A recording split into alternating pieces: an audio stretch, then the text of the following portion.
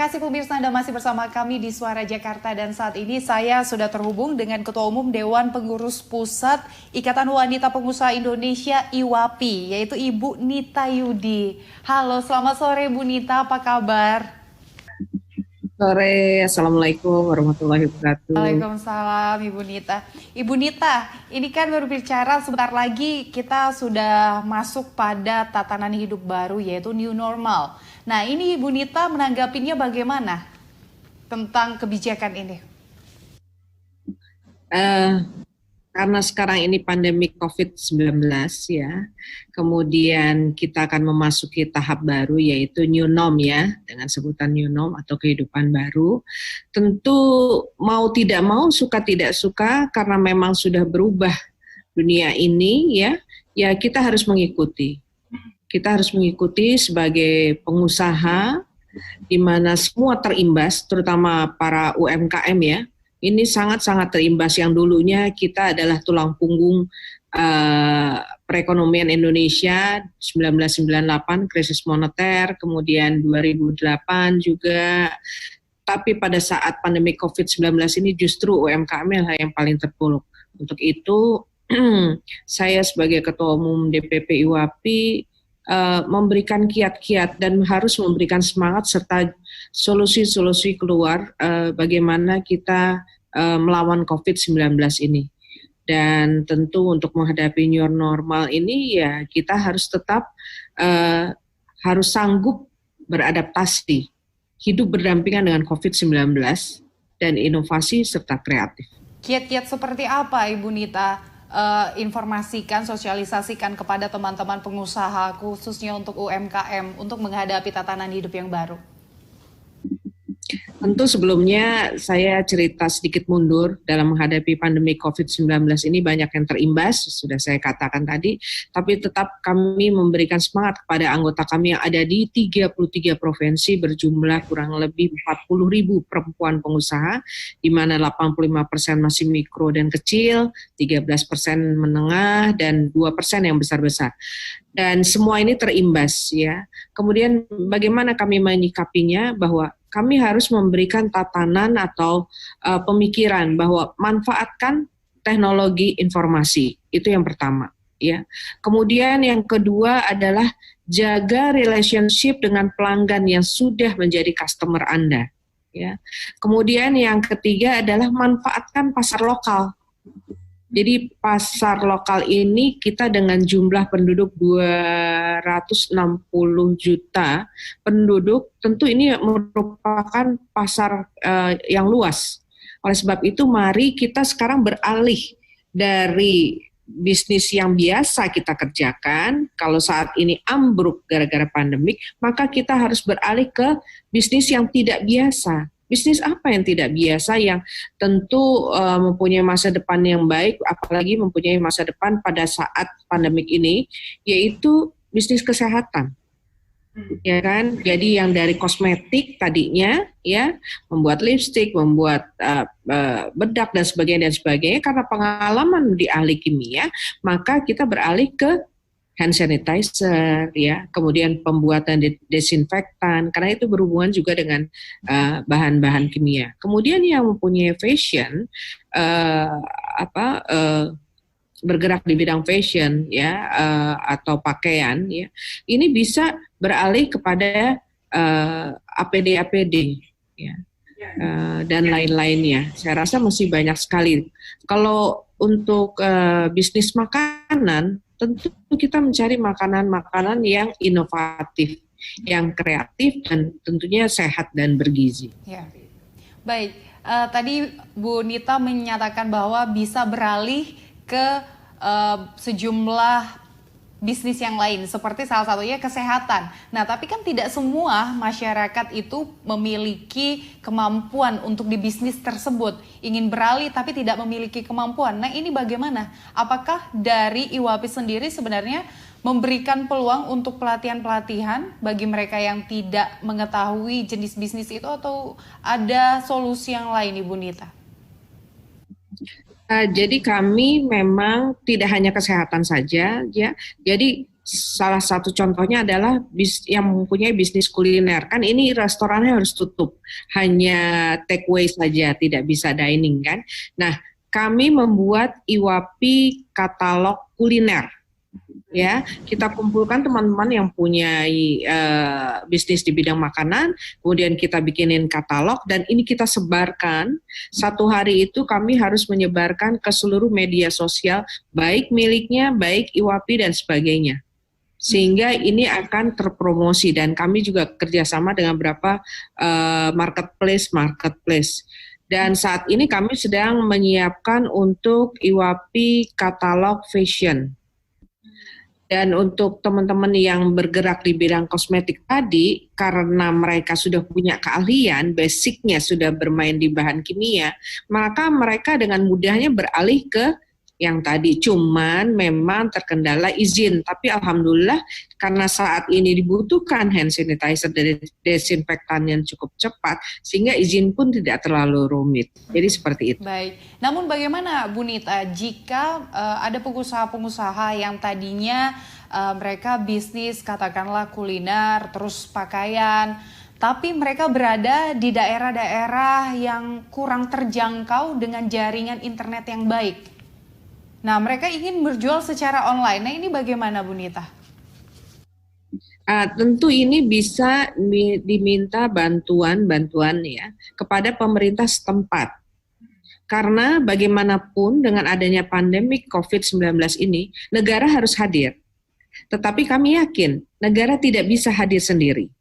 Oleh sebab itu kita harus peduli sesamanya. Contohnya pada saat pandemik ini juga kami membuat masker ya, teman-teman yang tadinya bikin bergerak di bidang fashion akhirnya beralih sekarang ke masker, ke baju-baju APD dan sebagainya. Nah, kemudian kita juga mengumpulkan dana-dana sosial untuk memberikan bantuan kepada mereka, baik bantuan sembako ya, bantuan permodalan dan sebagainya. Dan ini juga kami memberikan masukan-masukan stimulus ke pemerintah yang akhirnya menjadi stimulus pemerintah. Nah, ini harus dimanfaatkan. Jadi contohnya KUR ya bisa ditunda dan sebagainya. Kemudian PPh 21 untuk para karyawannya dan sebagainya. Jadi perpajakan juga begitu. Jadi harus dimanfaatkan. Nah, untuk daerah-daerah yang tadi, saya rasa bisa kita datangkan ke balai pelatihan Kominfo ataupun para wali kota atau bupati setempat, karena mereka juga harus aware gitu. Sepemantauan kami, yang daerah pun karena Telkom mempunyai jaringan yang kuat, saya rasa nggak ada masalah karena kami bolak-balik juga rapat ataupun mengadakan pelatihan. Alhamdulillah kemarin kami juga melakukan pelatihan digital marketing untuk seluruh peserta dan alhamdulillah pesertanya 2.000 peserta. Itu juga mereka tidak terkendala dengan adanya jaringan-jaringan internet. Baik, lalu untuk penerapan protokol kesehatan sendiri, ini bagaimana Ibu Nita? Karena kan dengan new normal ini dikatakan bahwa sejumlah resto-resto, mall juga akan dibuka, tapi lagi-lagi harus menerapkan protokol kesehatan yang baik. Nah, untuk khususnya kafe, resto ini, bagaimana Bu Nita untuk penerapan kesehatannya? Saya rasa kalau kita mau selamat dan kita harus memutus mata rantai COVID-19 ini ya, kita harus mengikuti protokol kesehatan dan mengikuti peraturan pemerintah. Ya, misalnya PSBB dilonggarkan, kemudian berjaga jarak, ya, makan juga tidak bisa saling berdekatan, harus jaga jarak dan sebagainya. Datang cuci tangan, keluar cuci tangan, semprot sana, semprot sini. Saya rasa itu adalah yang terbaik karena memang new normal ini nantinya akan begitu. Jadi mengajarkan kita kembali ke kehidupan yang bersih ya, yang bersih dan semuanya tertata dengan baik. Kita mungkin bisa merasakan sudah hampir 2 bulan ini kita hidup work from home dan alhamdulillah memang penghasilan lebih rendah tetapi masih bisa jalan. Ini yang saya dapat dari teman-teman. Jadi teruskan apa yang memang diharuskan untuk protokol kesehatan ini. Iya. Nah, selain untuk menjaga kebersihan, kan dikatakan untuk tetap menjaga jarak nih, Bu Nita. Otomatis perusahaan tidak bisa memasukkan semua karyawannya. Harus ada pembagian seperti itu. Apakah kemungkinan ini nantinya akan ada PHK-PHK lain yang akan didapati sejumlah karyawan, atau bagaimana nih trik-trik para pengusaha agar karyawannya juga tetap bisa bekerja? Beberapa perusahaan-perusahaan yang cukup besar memang sudah menerapkan shift-shiftan, ya. Jadi mungkin yang mempunyai nomor kepegawaian ganjil masuknya hari H dan hari B gitu ya, dan selanjutnya. Memang produksinya akhirnya jadi lebih sedikit, tidak bisa seperti dulu. Tapi daripada tidak bisa berproduksi, saya rasa ini adalah yang terbaik gitu. Mungkin kalau memang bisa dikerjakan di rumah, kenapa tidak? Seperti itu. Produksinya juga kan semakin sedikit nih, Bu Nita. Pemasukan juga pasti tidak sebaik pada saat kita kondisi normal. Tapi lagi-lagi kemarin saya mendapatkan informasi juga dari Kadin bahwa pengusaha-pengusaha pun dihimbau nanti akan memenuhi beberapa protokol-protokol kesehatan, seperti harus menjaga bagaimana kesehatan dari karyawan-karyawannya pada saat bekerja, untuk pemenuhan vitaminnya. Nah, ini bagaimana pengusaha-pengusaha sendiri menanggapi hal tersebut? Karena kan untuk keuangan pun sebenarnya saat ini tengah berkurang, tapi diminta untuk memenuhi hak-hak dari karyawan-karyawan mereka tersebut. Gitu. Memang sedikit costly kalau kita bicara masalah kita harus, tapi sebenarnya di dalam kita memberikan salary itu kan ada uang kesehatan di situ. Ya, tentu pos-pos seperti itu yang bisa kita pergunakan, ya. Kemudian juga kita mempunyai BPJS Kesehatan, ya. Dan ini bisa dimanfaatkan untuk BPJS Kesehatan. Jadi saya pikir yang penting adalah sekarang edukasi terhadap karyawan. Kalau Anda mau bisa tetap bekerja, maka harus mengikuti protokol kesehatan. Ya kan, ya, jaga badan ya, kemudian makanan yang sehat ya. Kalau perlu memang perusahaan itu kalau makan siang memang menyiapkan makanan-makanan yang sehat.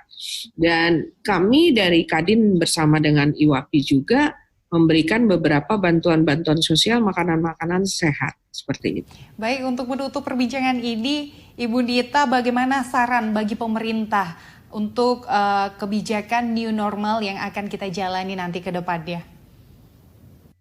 Jadi saya harap dari pemerintah untuk turun ya. Kami tahu pemerintah tidak bisa sendiri, negara tidak bisa sendiri, kami siap untuk berkolaborasi, tetapi kami menginginkan satu komando yang memang untuk seluruh Indonesia. Jangan ada dua komando, itu yang pertama. Yang kedua pun kami menginginkan bahwa stimulus-stimulus yang sudah dicanangkan oleh pemerintah segera dilaksanakan agar para UMKM ini tetap bisa bangkit. Kemudian yang ketiga, sesama pengusaha, terutama pengusaha besar, kalau bisa memanfaatkan pengusaha-pengusaha yang kecil ini menjadi supply chain-nya.